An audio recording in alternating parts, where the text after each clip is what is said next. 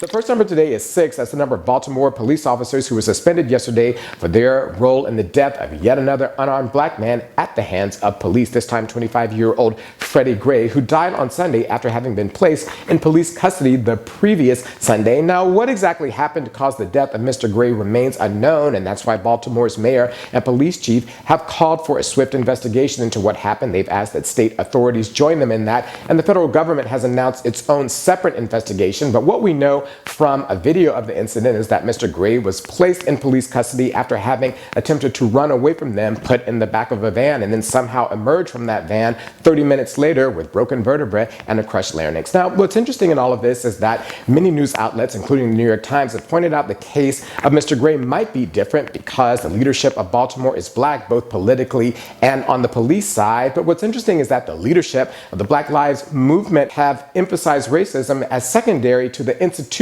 drivers of police mistreatment of people of color. As a matter of fact, Baltimore has been sued successfully for the way in which it uses data to round up hundreds of thousands of black men each year, but it has yet to reform those practices.